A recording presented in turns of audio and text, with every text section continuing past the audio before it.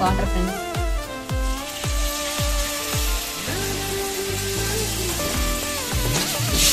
ఈ వాటర్ అంతా ఇంగిపోయేపు హై ఫ్లేమ్లో పెట్టుకొని వేయించుకోవాలి.